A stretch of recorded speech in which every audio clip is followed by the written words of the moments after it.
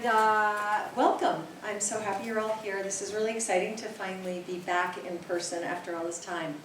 So first of all, I want to thank Stavros Papadopoulos and Sima, where's Sima?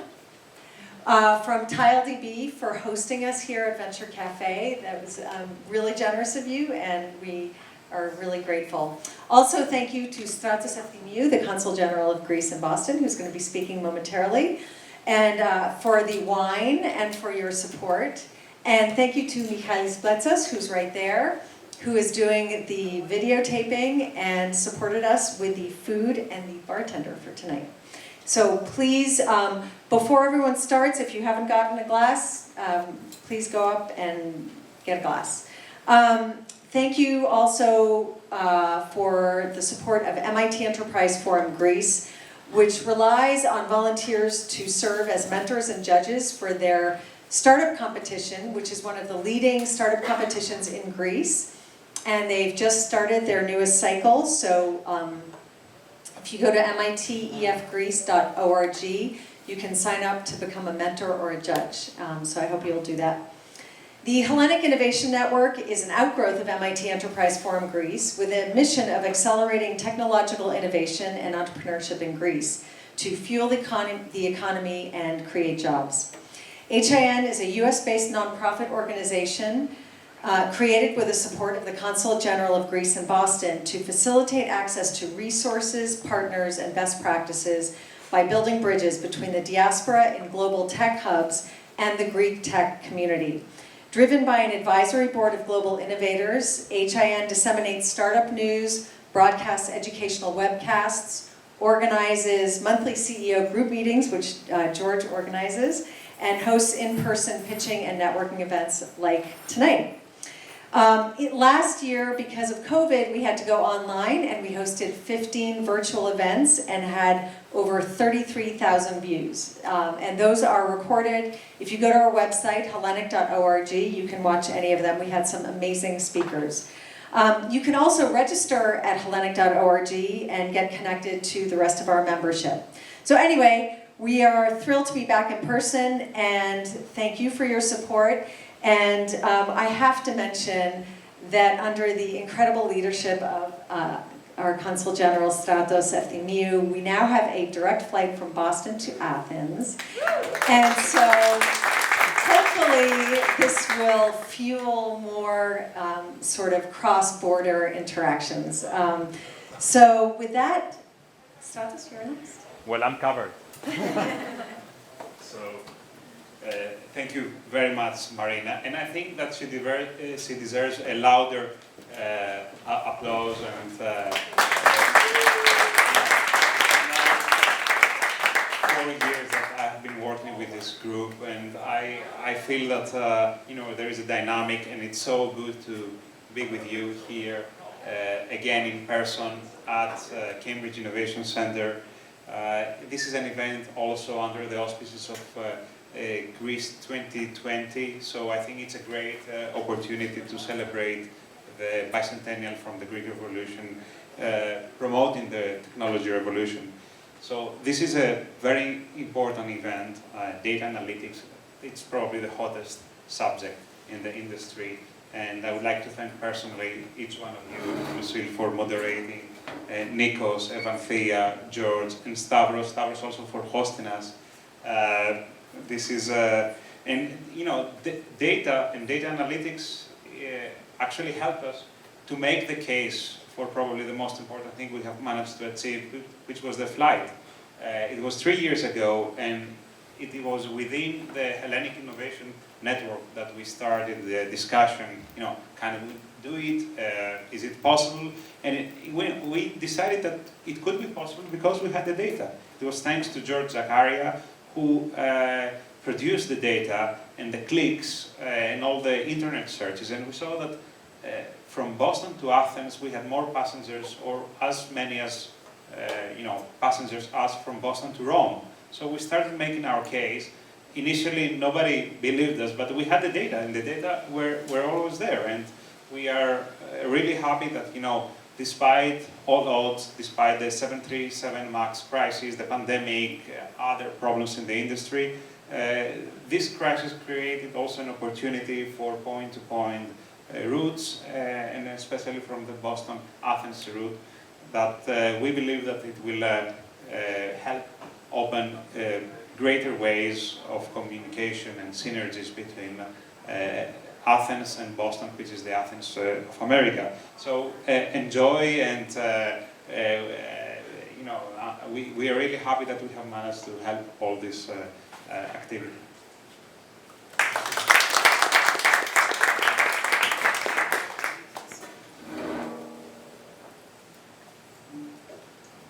Yeah, or actually, Marion, are you introducing, or should I introduce? I introduce. I'll let them introduce themselves each, but I've had the pleasure to speak with each of them, Stavros, George, Antti, and Nikos. They are outstanding, and we only have an hour. Each of them could go for an hour each. So it spans everything from blockchain, data frame, failure detections, and demand forecasting for large corporations. So very, very broad panel. But before, I think something that would help us, because when I spoke with each of them, I think one of the questions was, so who is my audience? And I said, well, we'll see on the day, right? So again, just a quick raise of hands. So who is Greek? Who is Greek here? Okay. So who is not Greek? All right. Okay. Good. But it helps. And then, so who is related or working for a startup right now?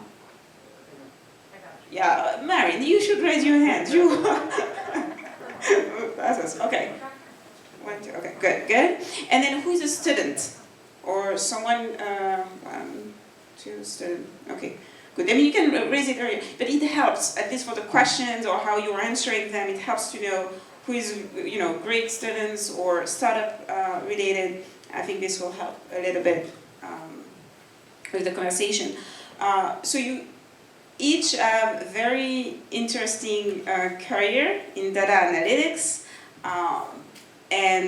but also very unique path. I mean, we talked about Nikos. He's actually the CEO of Metrica, which is a blockchain. He'll explain more, but it's all about using blockchain for to bring insights to companies. We have Antti, who he is trying to bring data science, or I would say AI and machine learning in demand forecasting for Amazon. And I mean, if you think about the problem, how can you forecast demand on Amazon? Well, that's a huge problem. George, failure detections on pipes, and CEO of Voda AI. He will explain what it is. And then Stavros, who is hosting us also, working on blockchain. On TireDB, I'm reading my notes, I shouldn't, but it's really a unique company in that it uses data frame to analyze any kind of data, and you will be able to tell us more about that. So I'll start with my first question. So unique path, as you say, data science and data analytics can take many different forms. So can you tell us more about how you got to the data analytics field and what you're proposing today in your company? Because I only gave a word to describe each company. So how would you want to go? Who would you want to go first? Yes, perfect. So I hope you can hear me. So on my end, data analytics came, I think, through a mathematics background, engineering background. I did undergrad in electrical engineering. I did the same at MIT. I did my master's. I was always kind of more on the data side of things. And through my career, I started in the telecom sector. I spent a number of years there. I very quickly realized that someone who is kind of more math inclined, the way you can bring impact to an organization is that you figure out what data is there and you find things in the data. So it felt like, you know, the secret weapon of a young engineer at the time, that I could plow through the data, combine different data sets, understand what that meant, and make a difference.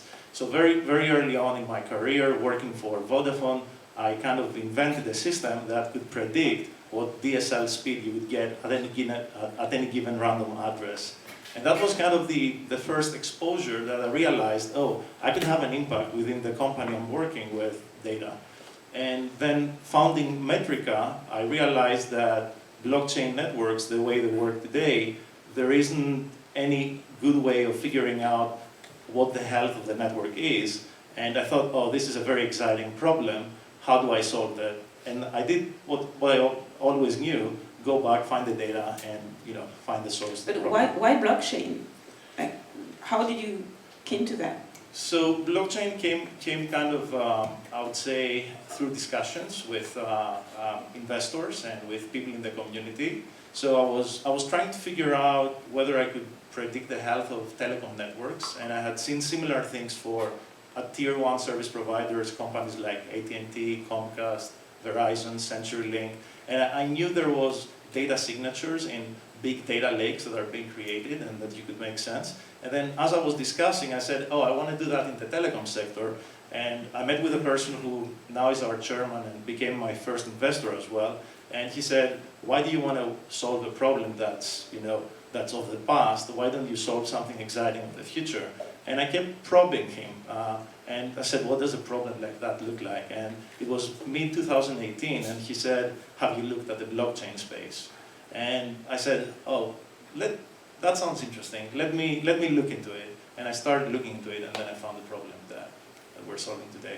So it came through, I would say, randomly, but I was on the path of using data. And so who are your clients today? So who are you targeting? Who would you like to be your customers? So basically anyone who runs any kind of operations on blockchain, whether it's the protocol team building a blockchain network, whether it's node hosting companies running nodes, simple node runners, or applications that run on top, crypto exchanges, trading applications, gaming. Some of our customers are Dapper Labs that does NBA Top Shot, what made NFTs popular. Our customers include Solana, which is a very well-known blockchain network, and banks that are running blockchain networks are among our customers. The Inter-American Development Bank, for example.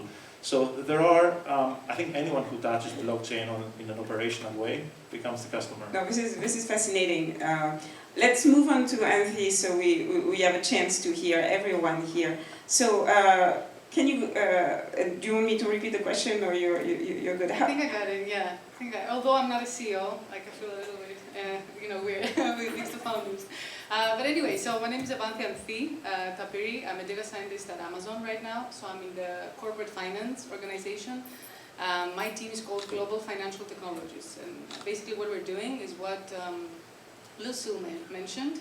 We're doing a lot of demand planning, a lot of sales forecasting. We basically have this financial deck, and we're trying to forecast each of the 8 KPIs that we have there. And one more thing is that we're trying to automate... KPIs are key performance indicators. Yeah, that's a good point. Thanks. And we're also trying to automate the financial forecasting process. So we're trying to move, like finance is a pretty traditional industry, and we're trying to move away from Excel sheets, from spreadsheets, from Excel-based models into more automated machine learning models. And so these are the 2 things that we're doing. Excellent. And how did you end up there? Because you didn't start with Amazon, right? Yeah, so I also studied applied math and physics, and basically after that I came to US. I did my master's in financial statistics. And then I got an internship here in Boston with Liberty Mutual Insurance. And so that's how it started, in the advanced analytics area. And we did, my first year here, I did a lot of basic statistical modeling and a lot of analytics based. And then the last 4 years at Liberty, I was in a research team that we're basically dealing with more advanced, let's just say, modeling techniques. We work for the product team, and we're trying to build basically, we worked as a consultants for the rest. Which is very interesting. So you can think about your insurance company, and so they have, so they, here like a big one like Liberty Mutual, so they actually have a research group that is trying to use AI machine learning techniques to better forecast how often you will die. No. We're property and casualty, but yeah, we could do that. Yeah. No, that's fascinating as well. All right, let's move on to George. Hi everybody. I am George Dimostenos, CEO at Voda AI. Even though my accent sounds like I'm from South Boston, I'm originally from Cyprus, that's where I was born. I came in the US when I was a teenager, and for the last 12 years I have been working in the water infrastructure market. You know, every 2 minutes there is a water main break in the United States. And to put that into perspective, every day there is so much water that is being lost that we could fill up 9,000 swimming pools. So it's a big problem. And while I was at a public company working as a software product manager, I spoke with a lot of engineers that create plans for water utilities to avoid those breaks. And these are very bright people. But planning is hard. And so one afternoon I was having coffee in Cambridge with a former professor of mine, and I told him about the problem. And he said, George, I know that water is a scarce resource, it's increasingly becoming more expensive, and I want to help. I said, how can you help? You don't know much about water. He said, well, I founded a company in the medical industry that was using predictive analytics to identify patients with a high likelihood of a health event like diabetes or heart attack. Let's do the same thing for pipes. And that's how we got started. So we reached out to 16 water utilities to ask if they would be willing to help us develop our first product. And 15 signed up. So we knew that this was a big problem. And we began experimentation. Of course, we used some out-of-the-box tools. And after trying many different things, we saw some promising, some signal in the data. And then another Greek fellow, Cosmas Karadimitriou, who is here with us, joined us, and he said, okay, you guys did well, now let's start from scratch and rewrite everything, because we need to create a model, a machine learning model that focuses on that specific problem, focuses on identifying pipes with the highest likelihood of failure. And that's what we did. So, how are we different? Yeah. No, but and today you have people both on both sides of the Atlantic, if That's I right. may say, which is amazing. Yeah, so we are still a small team, but more than half of us now are based out of Greece, which is really amazing. We have been able to find a lot of talented people. Well, we should say you started here, right? We started here in Boston. The core team has been in Boston now since 2017, and we started an experiment just a year and a half ago. We said, let's try and hire people from Greece, and it has been very successful. So we have a technical team in Greece that we're growing, and just started hiring marketing folks as well. Excellent. Thank you so much. Let's move on to Stavros, please. How did you get where you are at? CEO of... Hi, thank you, Lucille. My name is Stavros Papadopoulos. I'm the founder and CEO of TileDB. So I'm going to share a little bit about my background and how I came to be the founder and CEO of TileDB, and also what TileDB does at a very high level. So I'm a computer scientist, as technical as it gets. I had zero knowledge about business whatsoever. I did my PhD in data management, so I have always been working on data. I did my PhD in Hong Kong. I spent 8 years there. And then in 2014, I got a great job at Intel Labs and MIT. So I moved from Hong Kong to Boston. I've been here ever since. I started working at the intersection of high-performance computing because of Intel and databases because of MIT. I worked with some extremely bright people at MIT on databases who had created a lot of companies as well, and a lot of database systems that a lot of people are using. And that's how the journey started. The main observation or the main desire at the time that I wanted to do was to build some more advanced analytics into the database. You know, the data, I don't want to make any assumptions about the background here of the audience, but data, when somebody says a database, most people are thinking about tables and SQL. This is what it is, and to me that was not it. Like, that was such a limited use case for databases. I wanted to do machine learning in the database. I wanted to capture some very important scientific problems like genomics, like LiDAR, digital twins, weather. So use cases that are not captured by databases today. You don't use databases for this kind of stuff. So that's how it started, and I figured out that the way we structure data in databases up until I created TALDB was limited. Most databases are storing data as tables. This is a very limiting data structure, so I had to come up with something else. And that was the multidimensional array. TALDB is based on multidimensional arrays. That's the only technical thing that I'm going to share with you guys, I promise. And the outcome of this, Lucille, was that this allowed us to store more than tables, more than tabular data. We're storing genomes, right, DNA sequences, we're storing LiDAR, we're storing weather, imaging. So we created a database that is universal. I was blown away when we were chatting, and you were able basically to, I mean, you can go on the website and look, but looking at different data types and mine videos, like when you do the weather forecast, it's all, I mean, you have videos, but at the same time you also have like the regular data tables, you have pictures, like the data comes in so many different types, and you got all of them into data frames. Right, but are multidimensional arrays that are multidimensional, and so that you can capture time and also different types of things. This is fascinating. The applications are, you mentioned whether, I mean, for now? I'm just mentioning the ones that we're working on because we have inbounds that are piling up with use cases that, you know, are mind-blowing to us. We've never even thought about them. But the most important ones right now are on the healthcare sector, mainly genomics, single cell, like, stuff like that. And then a lot on the geospatial sector, so point clouds, LiDAR. Your iPhone has LiDAR now, it can scan surfaces and create a lot of dots. Those dots are in the order of trillions, and we're storing them. And we can manage these trillions very well. And a lot of time series, a lot of financial data, and you know, the verticals are keep on exploding. Excellent, I mean, fascinating. But let's move on to the second question. And here, what I would like to start with is that data analytics is booming, we all know that, and so there's a lot of opportunities, but it's also extremely competitive.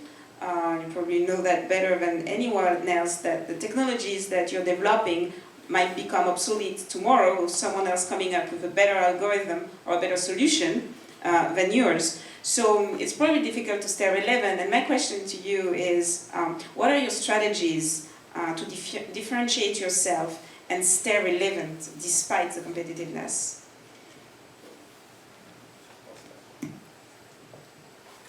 So that's a very important question. Thank you for that. Technology is very important, and we continue to do R&D on our core product while we develop new products to stay ahead of our competition. In fact, every competition we did, every pilot we did, where we did head-to-head, we won every time, whether it was another startup or a public company. And just a quick side note of how we do these competitions. We tell the water utility, give us your historical failure data, but don't tell us what happened last year. We're going to predict last year as if it didn't happen yet. And do the same thing with the other company. And let's see who does best. We did that several times and won every time. So technology is important. But it's not just the technology, right? We look at ease of use and automation. Automate so that customers don't have to do things manually, so that they don't have to use spreadsheets anymore. And customer satisfaction.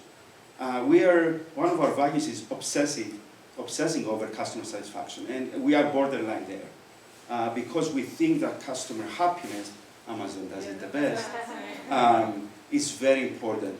So we are very fortunate to have 100% retention and 0% churn. And that's because of the care we give to our customers. Now, our customers are government, so we don't have thousands of them, but we think that's part of our differentiation. Thank you so much. I don't know if I should say. Yeah, well, It's Nick- strategy at Amazon. Yeah, well, that remains secret. Sure.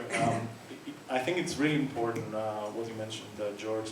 Like, I think you need to realize that you need to keep moving on and keep innovating, right, in the industry. In our case, we work very close with the guys who are building the blockchain network. So we are experts in what we're doing beyond what we are kind of building today. So we have worked with many different blockchain cases. We have seen network issues.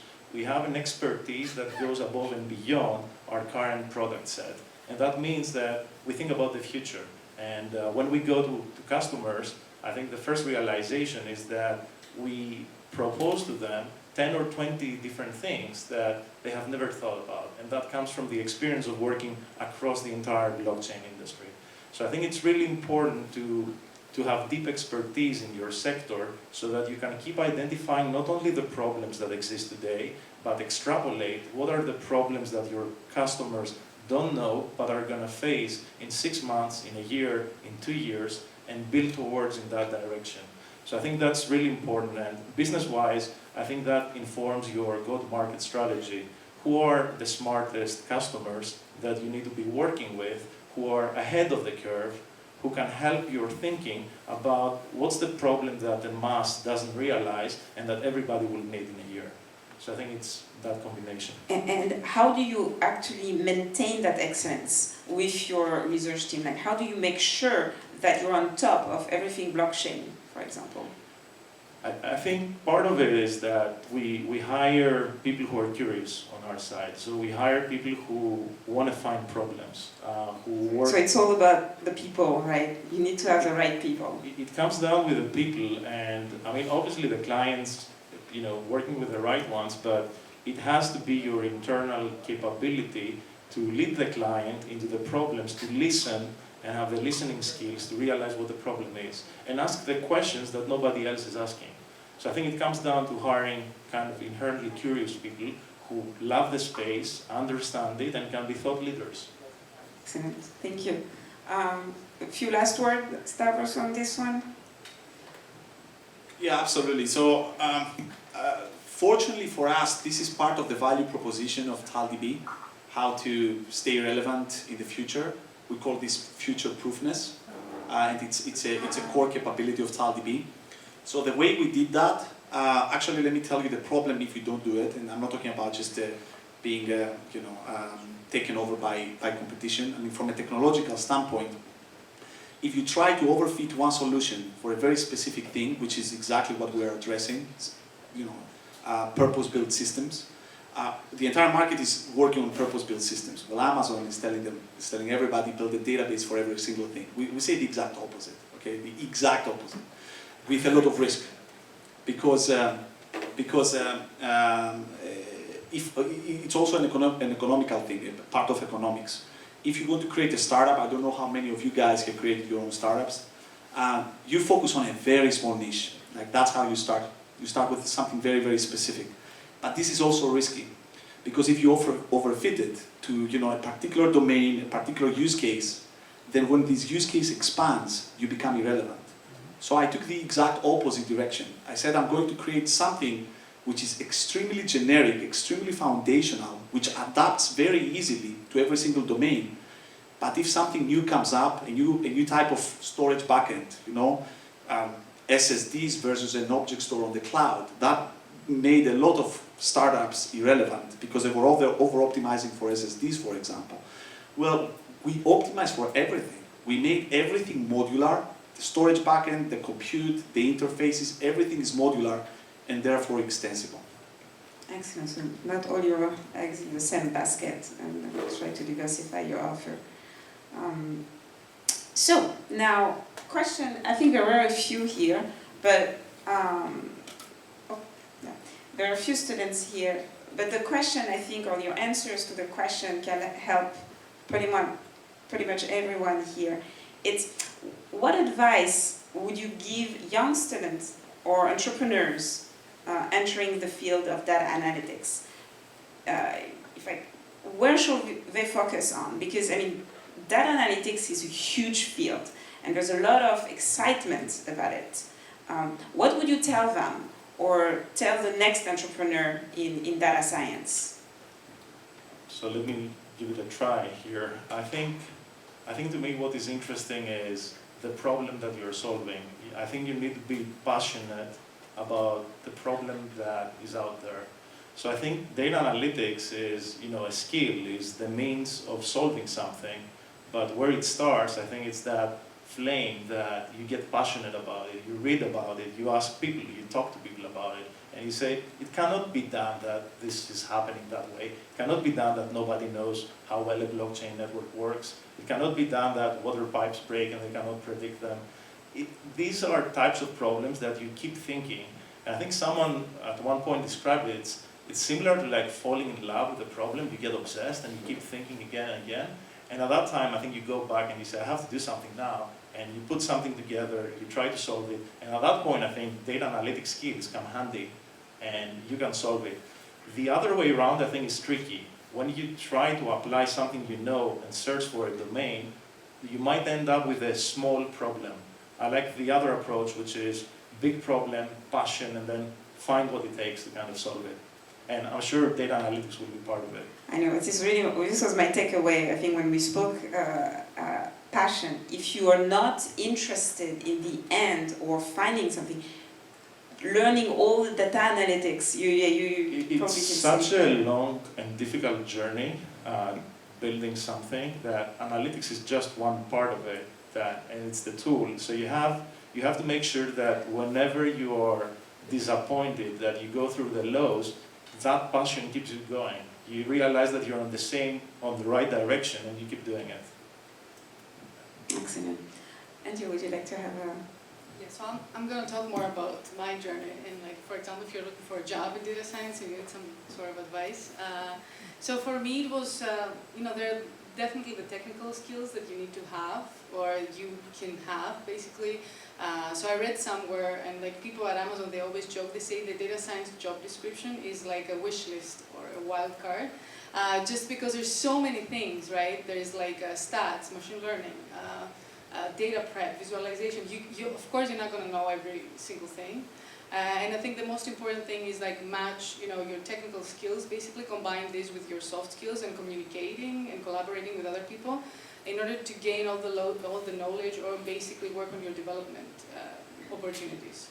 So I would say that, in general, there is like this data science unicorn. It doesn't exist. You cannot know everything for sure. Like Nico said, there's a wide range, there's a wide range of things that you can know. And the more you study, actually, the more you realize that you don't know everything. So I would say for everyone who's looking to switch to a data analytics role, to just play on your strengths and basically pick a role that is either, if you're good in programming or in tech, pick a little bit more tech role. If you're good in business, just work on your strengths basically and develop your opportunities and your development opportunities with your team. So yeah, that's my advice. Great advice from both of you, especially as it relates to finding new companies and passion. It is so important, so important. So one thing that will certainly help everyone is being open to and focusing on experimentation, trying different things. In most things in life, it will be helpful. And so my advice is try different things within the data science and see what you like, because you need that passion. If you try something that you think is okay and go for it, you're never going to be as great as you can be. So try as many things as you can within that data science umbrella and select the one that you like the most is my advice. Thank you. Lucille, you mentioned entrepreneurs, right? Entering the space. So I have two pieces of advice. One is on the business side and one is on the technological side. So on the business side, because this is the first company I did, so I had to learn everything from scratch. Do not improvise. This is my advice. Building a company is textbook. There are tons of materials out there, tons of books, a lot of mentors that have done this before. Go find them and just follow and execute. Focus your creativity on the product, the team, the culture, other stuff. Like creating the business is textbook. Don't overthink it. Just follow the advice of others. On the technological side, entering the analytics space, start from the bottom. The bottom is the storage. Where is the data? If you are entering the analytics space, when you run examples and tutorials online, you're playing with tiny data because they're designed in order to play with the tutorials. In the real world, the data is in the order of terabytes and petabytes, and the very first thing that you need to figure out is where is the data? Is it on the cloud? Is it on-prem?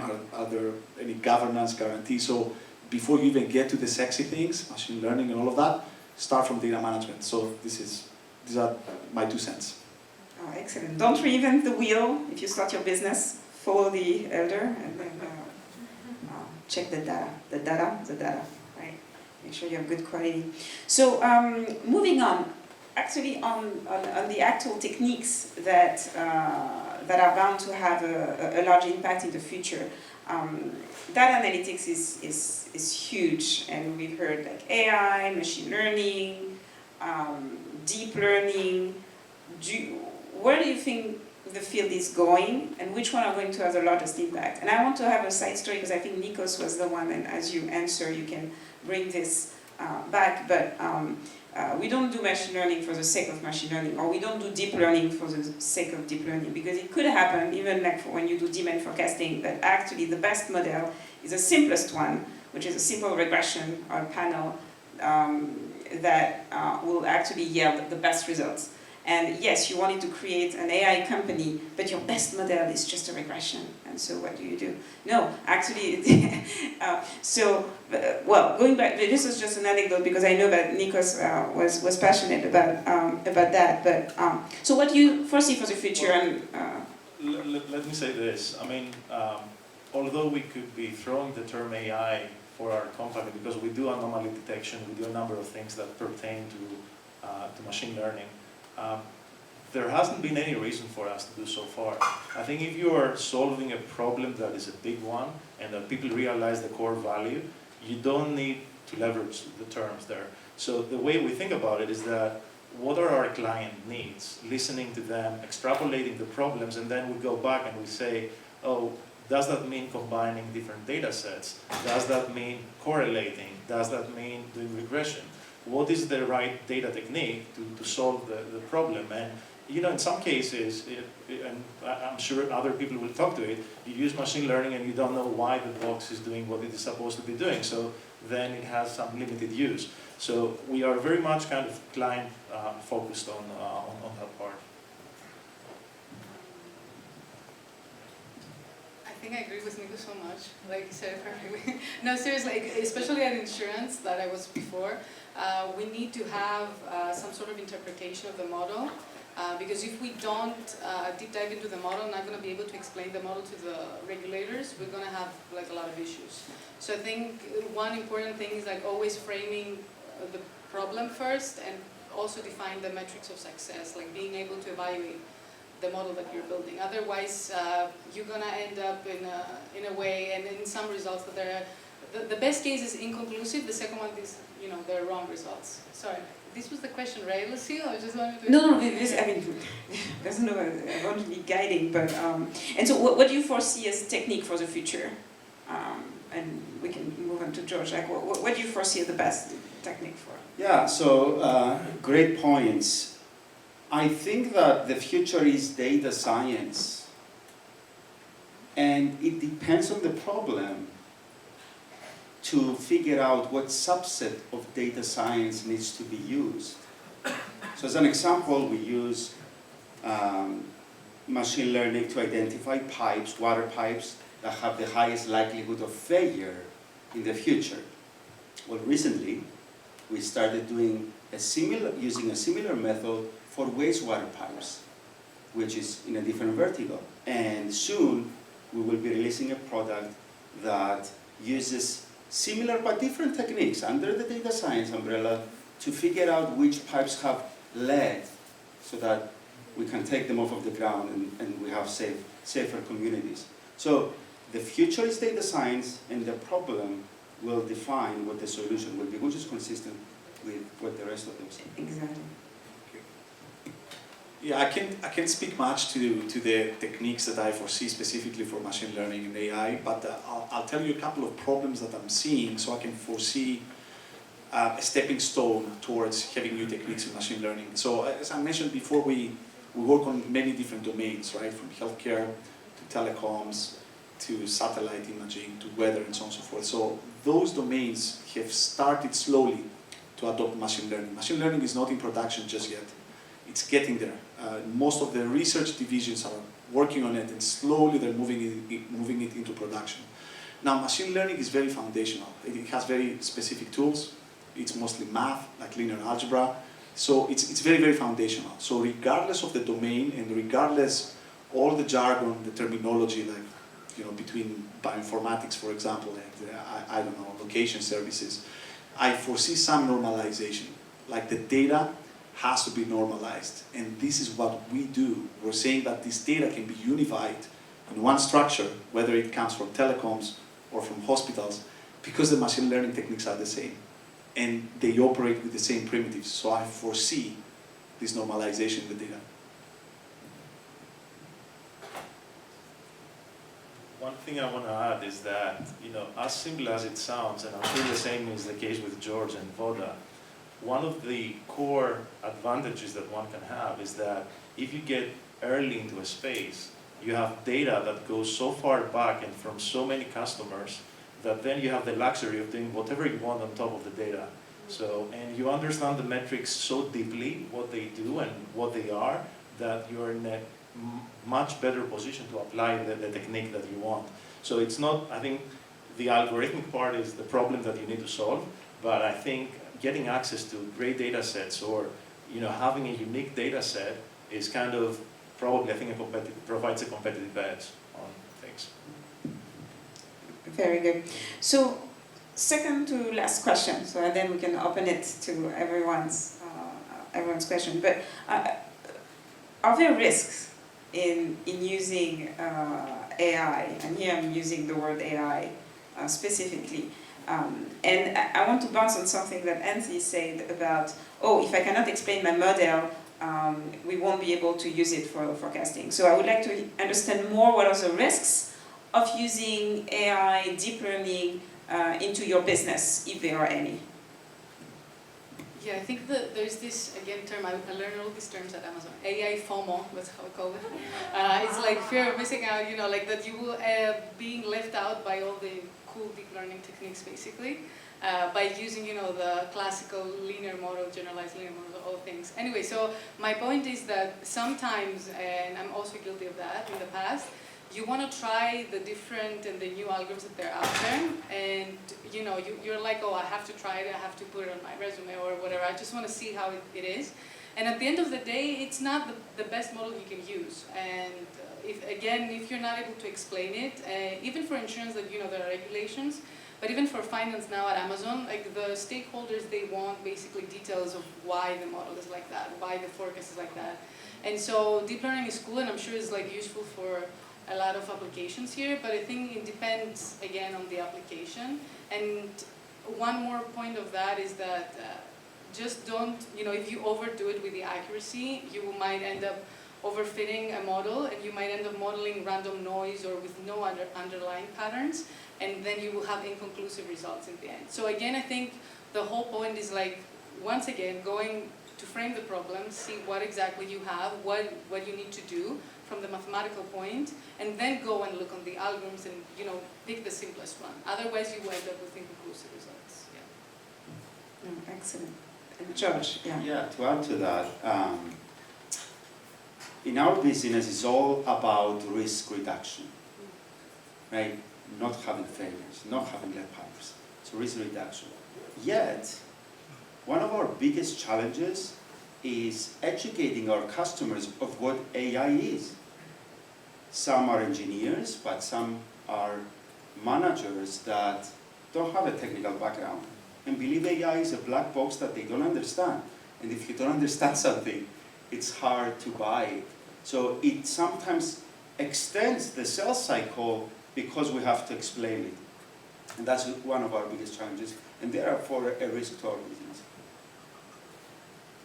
Thank you so much. So, and yeah, I think we'll move on. So this is our last question, and then I would love to hear what everyone would like to have, if we have time. Otherwise, I can open it up. We have time for one more question? Yeah, quick question. All right, well, what's your superpower? I can start, I can be very brief. So my superpower is that I learn very quickly, and I like to adapt the knowledge in practice. I've done this with the business. I've done this throughout my career, so that's it. Like, yeah, I just learn very quickly. Great. For me, I'd say it's culture. And while culture is a word that so many people use, for us it's very, very important. We wrote our values early on and then expanded to a whole deck where we wrote everything that we are. And this was a collaborative process, and the process that continues to evolve, right? The culture always evolves. But we wrote it down, and now we share this with every person that wants to join our company, because we want everyone to be aligned. If everyone is aligned and has the same vision and mission, and we're going in the same direction, it helps us be more powerful than our competition. Yeah, I think, I don't know, for me it will be my high energy plus people skills that I have. So I think, this it works well in the work culture. I have built a lot of good relationships at work.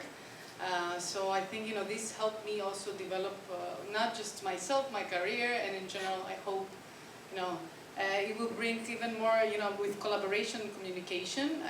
I feel like I'm learning even more, and adding to that to my technical background, I think it's a good combination. So I say that it's my superpower.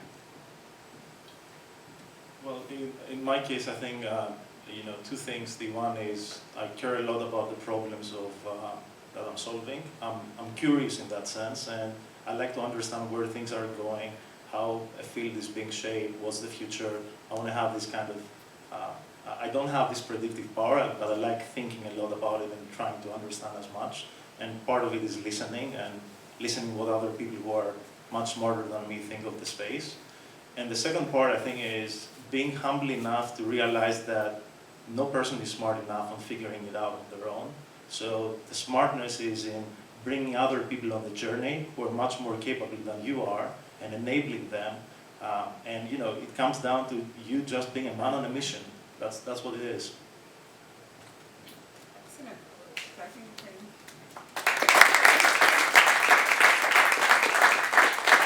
Thank you so much. And so let's open it for questions. Enough of questions.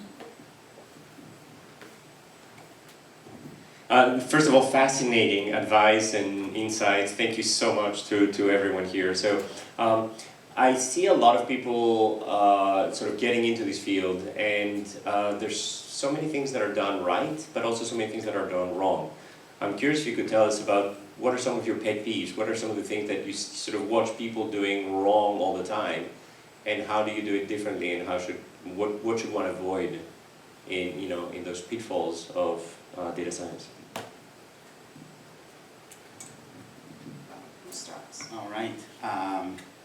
Well, I don't want to reveal all our secrets, but what I can tell you is something that is very important, not for data science only, but generally for entrepreneurs or students that want to do something great. It's the sense of urgency. Sense of urgency is super important for entrepreneurs. You can't wait to respond to a customer in 2 days or 3 days. Generally, if you have that sense of urgency, you will do better as an entrepreneur, certainly as a student, and being part of a big company. Yeah, this is a great question. So I will answer only with respect to the specific verticals, because I cannot say for everybody, but I can see I know you're in bioinformatics, so I can tell you a few things that I'm seeing there that I would like to be different, but it's the same in geospatial. It's the same pattern, by the way. They tend to reinvent the wheel when it comes to storing data, different file formats, for example, although it's exactly the same thing, whether it is LiDAR or PCF data, for example, it's the same thing. They're three-dimensional sparse data.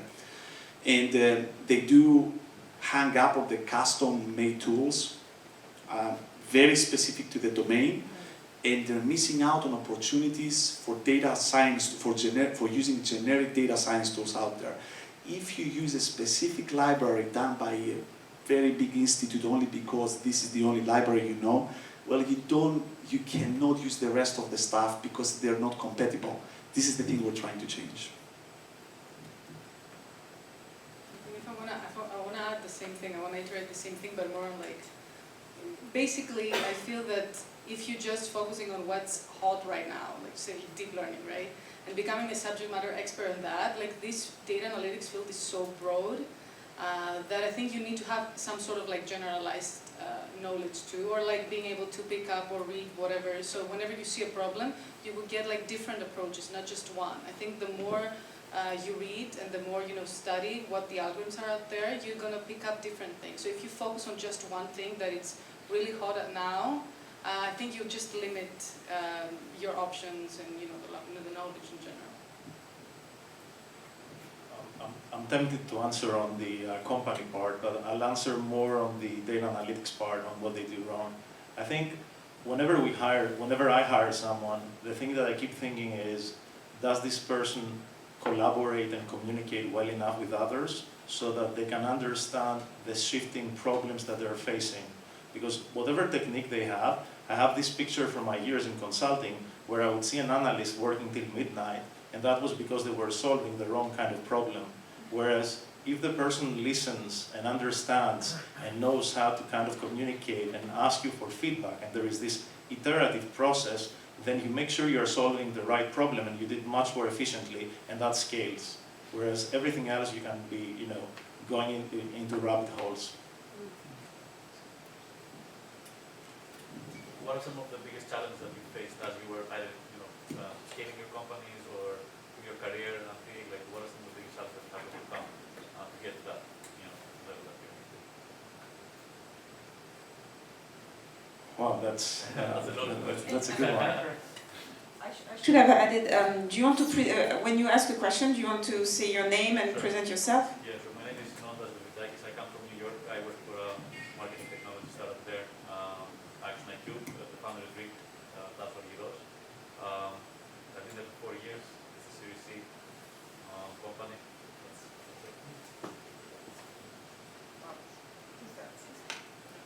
Well, some of the challenges, I think the first hires in the company are really important.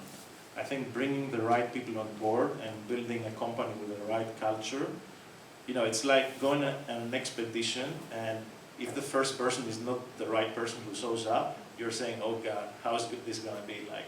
Right? How are we going to get to the top of that? So I think, to me, and the reason why I'm extremely happy is, having so talented people around me. That to me says that whatever the company needs to do, or if something happens tomorrow and the market changes, we have the right team to go for the next kind of hill and climb there. So I think the challenge there is not polluting the culture, not bringing people who can, that's what can take down a company, I think. I know we started late, so we might have space for at least 2 more questions, and then I'm sure you'll stay around for food and drink, so whichever question we don't get. But I think there were 2, at least free raised hand. Would you like to start, because you're... Thank you. I'm John Prout, CEO of a software company called Stromasis. So I want to thank you all for being so generous with your personal stories. So I'd like to ask, what was your biggest mistake in your career, or the biggest that comes to mind, and what was the lesson for all of us? I can take that. That I didn't start my own company sooner. It's just like the culture that I mentioned about earlier. If the next company starts one day, the first thing I'm going to do is write down the culture, even if it's just me. And it will change, but that's an important lesson I learned, just not the biggest. The biggest has been, if I could go back, I could have gained a few more years. So. Write down the culture. The culture is one, but the biggest mistake I would say is not starting sooner a company. Even though I did learn a lot at a public company, it's a great life being an entrepreneur. And it's all about the journey, not the end, you know this. Anyone else? I think in my case is, I think staying within your comfort zone. For example, I spent my earlier part in telecommunications, and I thought that that was the space. And you know, I would see big companies, but when you talk to other people in the industry, they say, oh, telecoms have been around for 40 years. There isn't a lot to be done now. It's a much harder space. So I think that kind of flexibility, and I think in the US that's the case, of shifting markets, shifting, you know, mingling with people from entirely new industries and getting those crazy ideas early on that some people are working but you consider them weird. Like, you know, think about Bitcoin 2015 or 2014.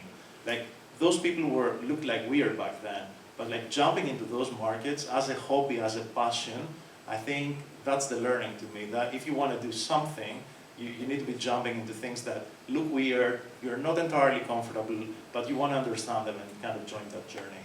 And I think that's the only way that you can get into exciting new things that are happening. Yeah, this took me a little bit longer to think about, and that's why I was I was hesitant before. But this ties up very well with the previous question, actually, about the challenges. So the biggest challenge that I had was that I didn't know how to build the business, right? So I had to learn very meticulously in order to understand what the heck is going on in the business side. I was very much into technology, so I had to shift completely, right, in order to build this.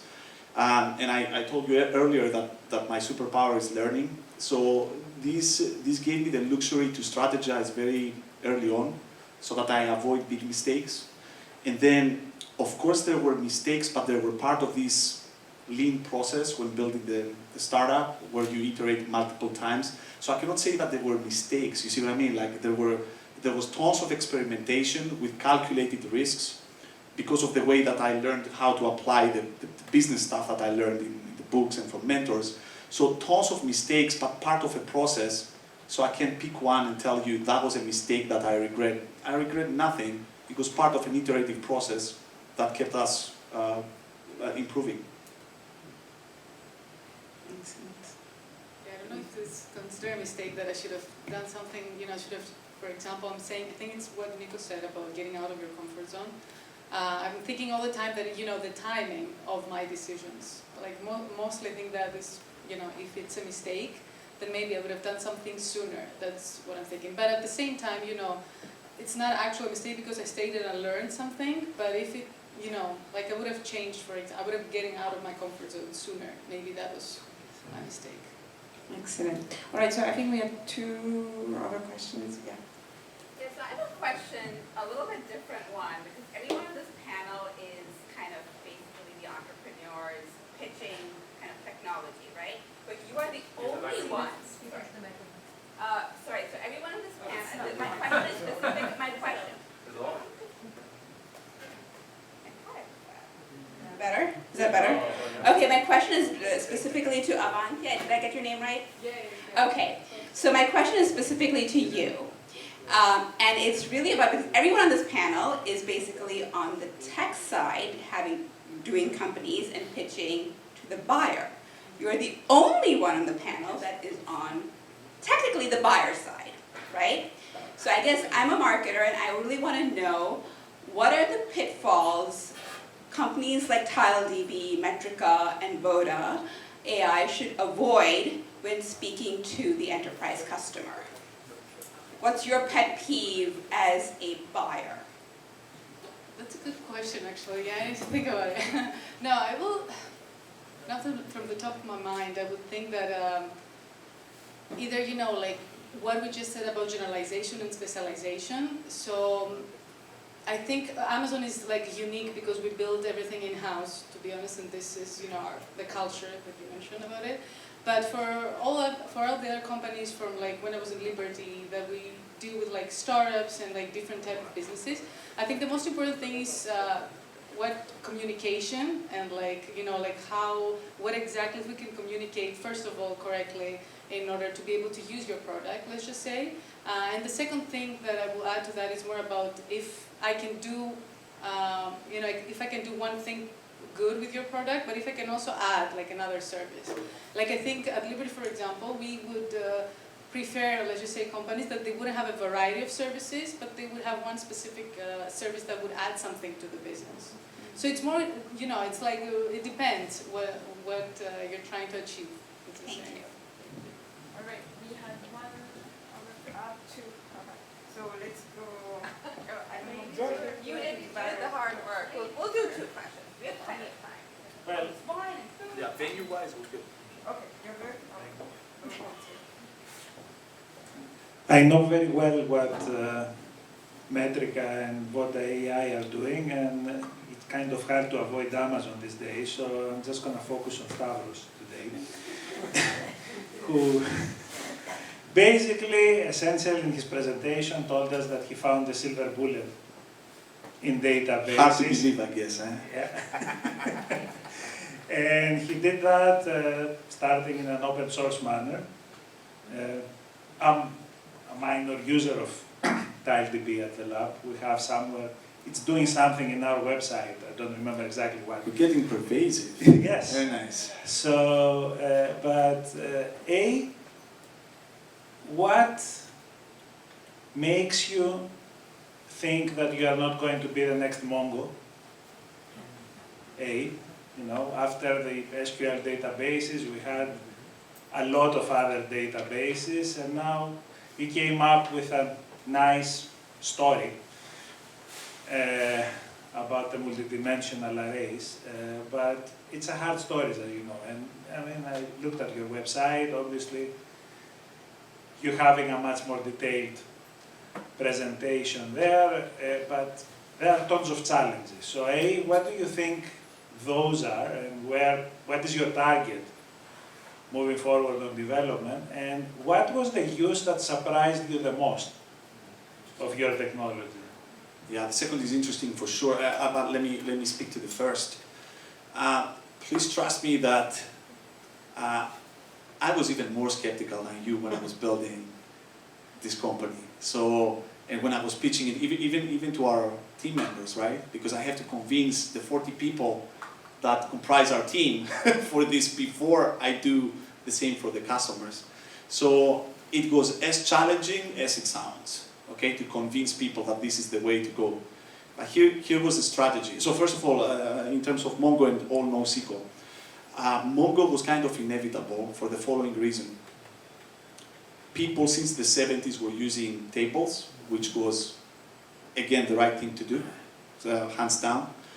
And then slowly, the diversity of the data increased. From tables, we started having LiDAR. We didn't have LiDAR before. Genomics is the same. Genomics is recent, right? And then satellite imaging. For example, today we have SAR.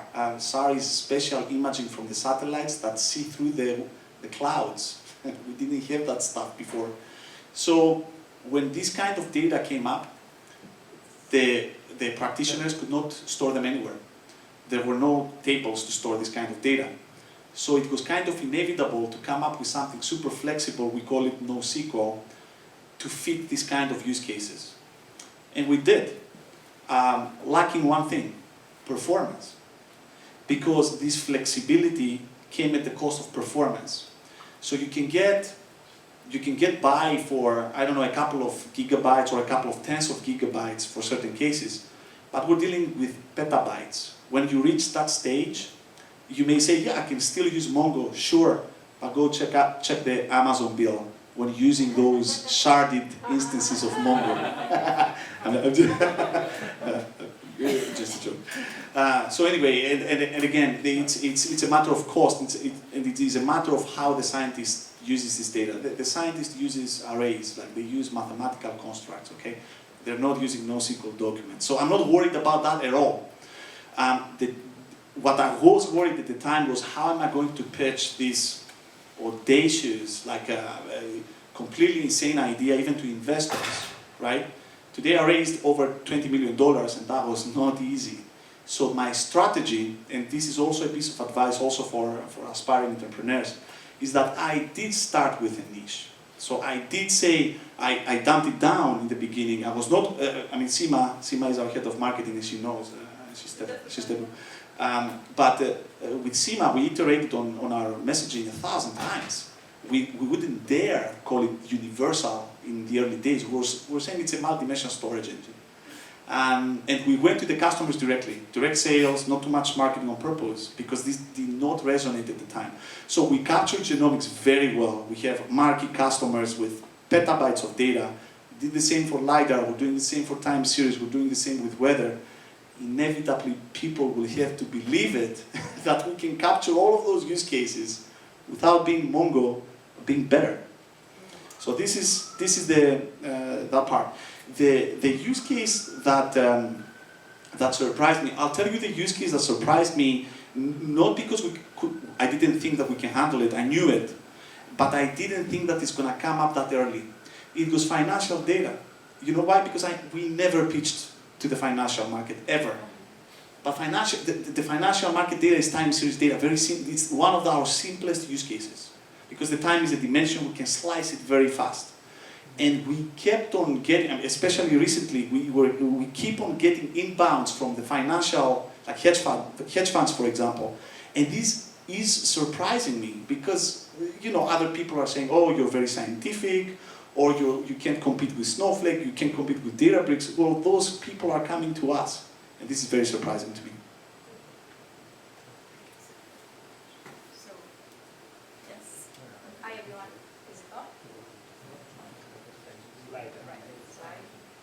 Okay. Hi, everyone.